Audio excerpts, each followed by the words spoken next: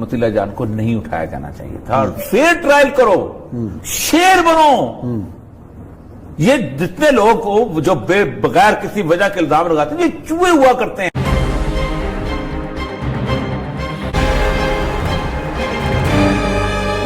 کہ ظاہر اختلاف رائے تو ایک جمہوریت کا، کسی بھی معاشرے کا ایک حسن ہوتا ہے، اور اختلاف ہر کوئی ظاہر ایک جیسی آواز تو نہیں ہوتا، ہر کسی کا ڈیفرنٹ نقطہ نظر بھی ہوتا ہے، اور ظاہر ہے مطیع اللہ جان بھی ایک منفرد اور مختلف نقطہ نظر کا آدمی تھا، اور بلنٹ اور بڑا، اور بعض ایسی چیزیں بے احتیاطی کے مرتکب بھی ہوتے رہے ہیں، دوست بھی ان کو سمجھاتے رہے کہ بھائی ہاتھ ہولا رکھو، لیکن بعض اوقات ہاتھ ہولا نہیں ہوتا۔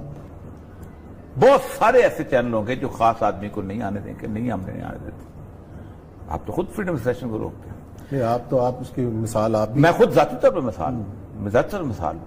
آپ کا سچ نہیں سننا چاہتے؟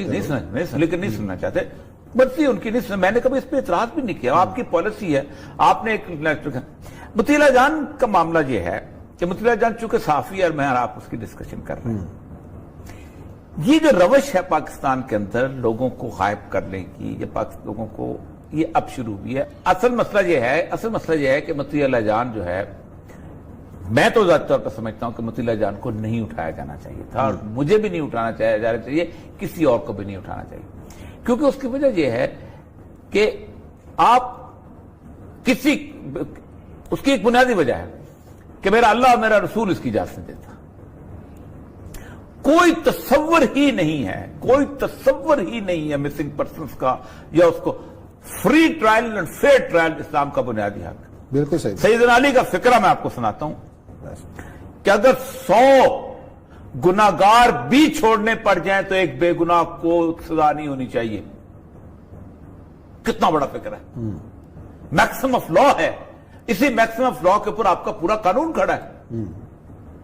کوئی جیل نماز تو چیز ہے اسلام کے اندر، آؤ صبح آپ کے عدالت میں پیش ہو، 2 دن بعد پیش ہو، اسی شہر کے اندر رہتے ہو، ہم تمہیں کہاں جائیں گے؟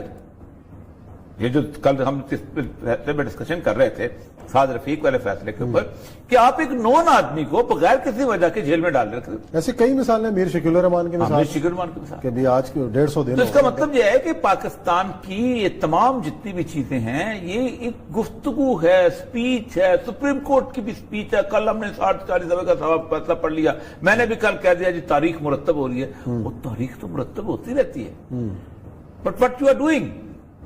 اور سب سے بڑی بات یہ ہے کہ مطیع اللہ جان جب جو لکھ رہا تھا، جو کچھ کر رہا تھا، بلاؤ اس کو ایف کہ تم ایک ایسے ادارے کے بارے میں نفرت پیدا کر رہے ہو جو ادارہ جو ہے جو بندوق لے کے کھڑا ہے اور 50 کروڑ لوگ بھی بات کر رہے ہیں، اس کے انٹرنل مسئلے اور ہو جو مرضی بھی آپ سمجھو، کون کس کے نہیں ہیں، تو آپ اس کو میں تو کہتا ہوں فیئر ٹرائل کرو۔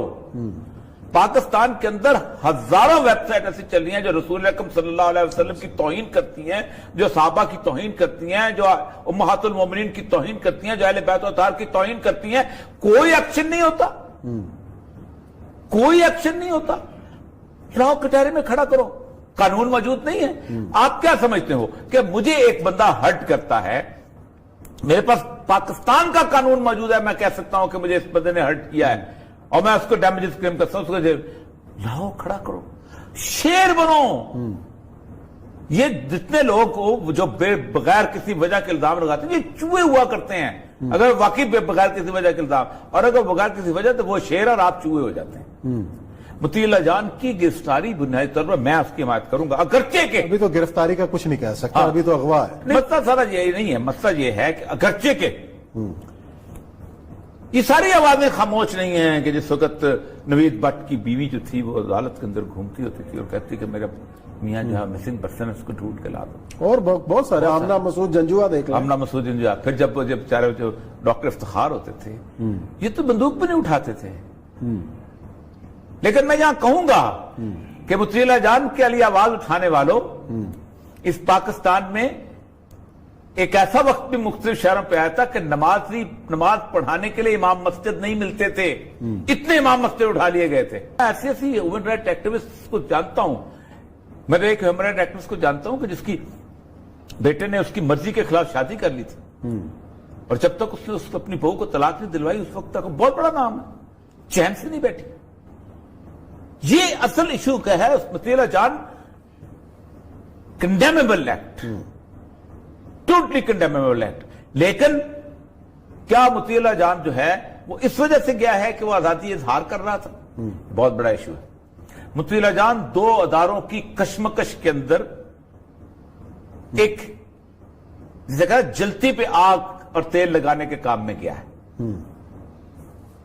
آپ کہہ رہے ہیں, میں آپ کو فکرے بول نہیں چاہتا, چھوڑ دیں, کل پیشی تھی, کل سپریم کورٹ نے بلایا تھا.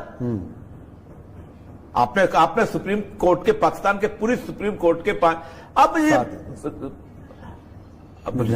یہی وجہ بیسیکلی کہ یہی وجہ ہے نا کہ آپ نے ایک خاص کیفیت پیدا کیا. آزادی اظہار بالکل اور چیز ہے عثمان صاحب. آزادی اظہار کہاں گئی فریڈم آف ایکسپریشن؟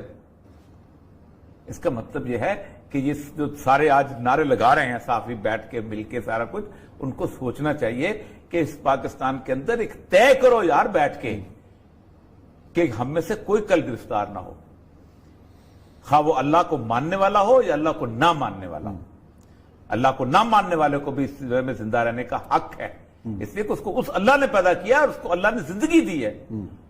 کسی رسول نے, کسی اللہ کے رسول صلی اللہ علیہ وسلم نے یہ نہیں کہا کہ یہ شخص جو ہے وہ اللہ کو نہیں مانتا تو اس کو جا کے قتل کر دو. وہی قتل کرنے کا کسی کو کوئی حق نہیں, بغیر حق, جب تک وہ تمہارے مبادرت کے لیے کھڑا نہ, اس کو بھی حق ہے, اللہ کو ماننے والے کا بھی حق ہے. لیکن یہ مسئلہ نہیں ہے کہ اللہ کو نہ ماننے والوں کی لاشیں جو ہیں وہ گرتی رہیں ہیلی کاپٹروں سے اور تم چپ رہو, اور اللہ کو نہ ماننے والے جو ہیں وہ چونکہ ان کا زندگی میں اس کی زندگی میں ان کو جہاں چاہے ریفیوج مل جاتی ہے. آپ مجھے بتائیے نا, مولوی نکل کے کہاں جائے گا بیچارہ؟ مار کھا کے گھر میں آ کے پھر مسجد میں نماز پڑھائے گا, ٹانگ ٹوٹی ہو. لیکن یہاں تو گل بخاری اس کو تو اسائلم مل جاتی ہے نا, احمد وقاص گرائے کو تو اسائلم مل جاتی ہے نا. وہ تو فریڈم آف ایکسپریشن, تو دنیا میں فریڈم آف ایکسپریشن صرف مذہب کے خلاف استعمال ہوتی ہے, مذہب کے حق میں استعمال نہیں.